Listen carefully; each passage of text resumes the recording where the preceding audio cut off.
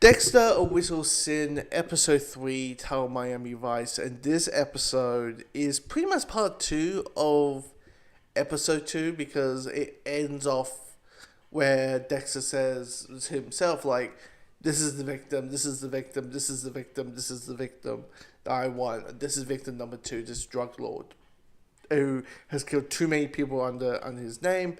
I need to take him out. And, there's a sense of funness to it. To say, like, Dexter's, like, first time doing the investigating stuff. Him doing the labbing stuff to make sure this person is the right person that they say they are. Dexter's first time attacking someone. That's the first thing I was like, Dexter, I assume you're not going to have a syringe in your back pocket. So I assume that would, for me, him having no syringe, I'm like, what are you gonna do? What are you gonna hit him with a shovel? Like, how are you gonna knock him out?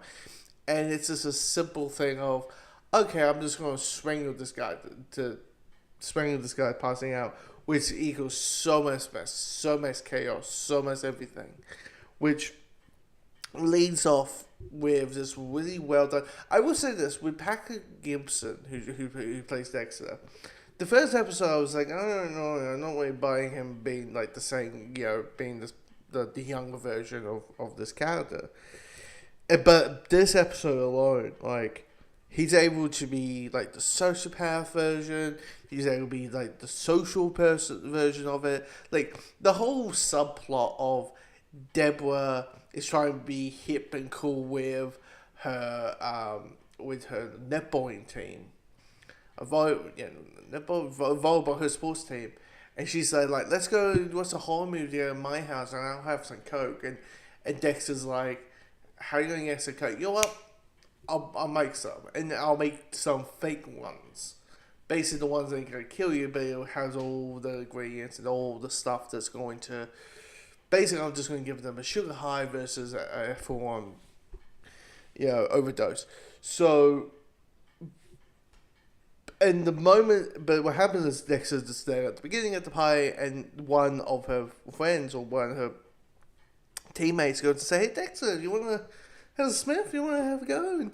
And he just goes, "Oh, we have it. Oh, we done it. Have done it twice." And it felt very Dexter. It felt like, we're seeing all these elements, like we're seeing him acting the way he normally acts, like, at least behavior wise. Even though there's certain things, like, first thing, I was like, dude, you would need to change your shirt every single time. Why choose white? White with blood, that's just not going to go well. That kept jumping in my head. I'm like, dude, why white? Why, what, there's blood in your shirt. And probably hints like, oh, that's why Dexter always wears the brownness. So probably it's a very easy color to wipe off, or to wipe off blood and stains and all that. With all that, but yeah, it's just seeing Dexter's, like, first, like, heading to direction. The only thing is the blood slides. That's kind of what's missing, right? It's the blood slides that is now kicking the point where we're like, the needle and the blood slides, when do they kick in? And it's little things, but we are hitting the point where we're seeing a slight evolution where Dexter is. At that point. But I will say this, Harry, you can tell, is at this point where he's like, I don't want my kid to be the thing that he's going to become. So I'm trying my very hardest, just the love of God, to help him fight this addiction. Basically, like a drug addict. Where's the nicotine? Where's the bloody nicotine to murder, right? Having this bloodlust for like killing people. Where's that? And you just see, like, a soul of it. Just like, the more detailed Dexter tells Harry, the more deep of despair he gets.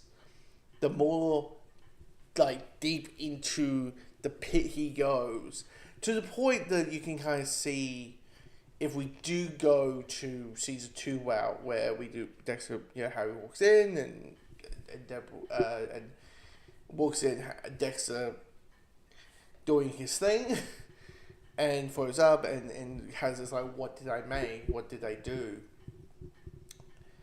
And you know, and basically commit suicide. If we hit that point, you can see the evolution. It's not just. I mean, it's enough. I mean, to understand why he did what he did, but the slow evolution of it.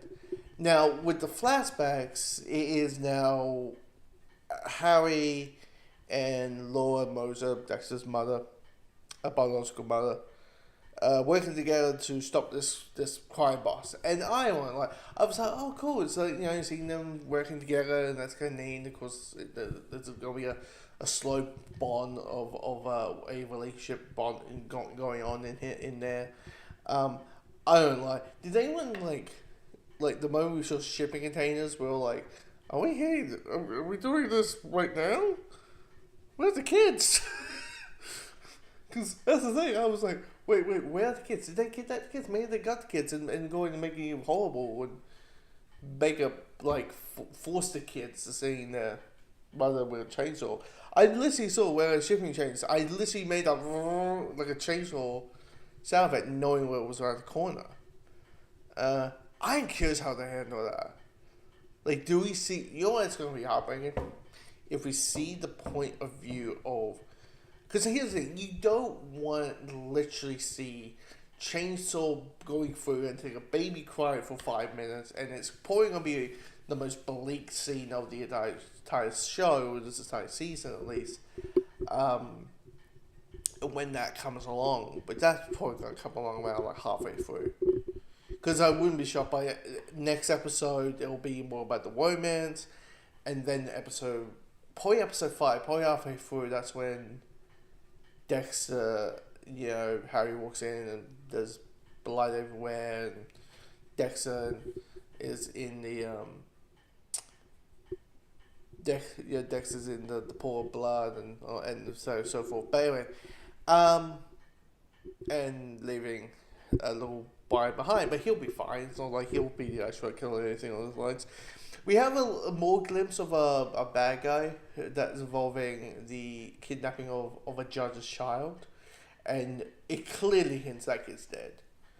It's like, clearly the kid's just dead. But the message is like, well, what did that person want?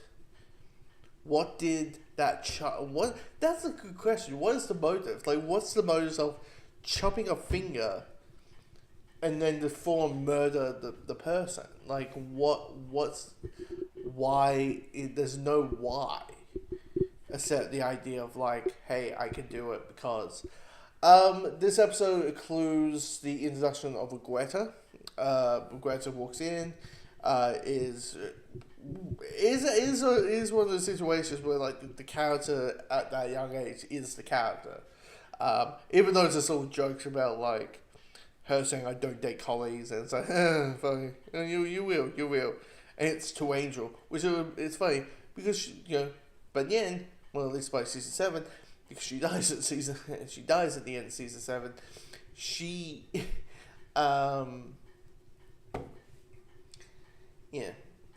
him and Angel, her Angel become an item.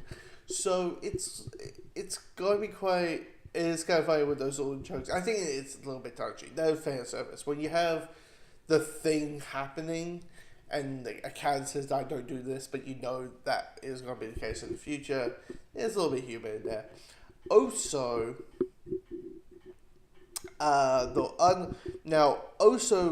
we're doing a couple of things. One is in what's going to happen in the future episodes. One is going to be the big bad, which is this who killed the judge's child. That's going to be one. 2 is dealing with Dexter's bloodlust and the relationship between Harry and Dexter. But this third thing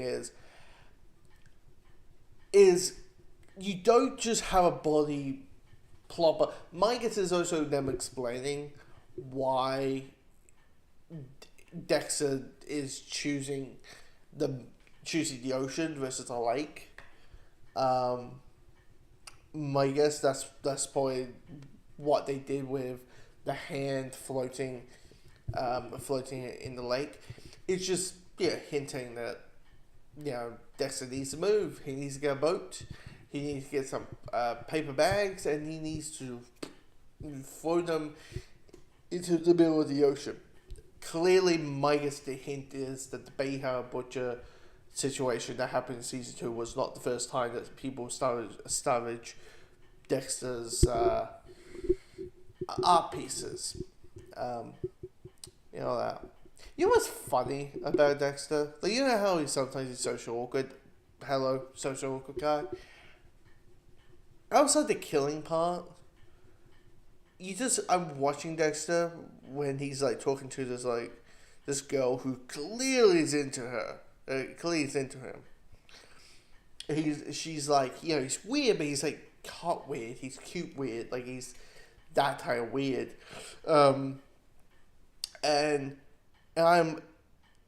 And Dexter's like, oh, right, cool, fine, awesome, all that. I'm like, why are you acting like I am, Dex? Because this is weird. Why am I laying to you right now, Dex? You are a serial killer. I mean, technically you're on body number 2, but you'll hit body number 3, and officially you will be one. What? Why am I laying to you right now? To the whole don't know how to talk to people or just don't understand regular social interactions? I don't know. It's weird. It's a weird world we live in. Anyway, comment below. Let me know your thoughts of episode 3.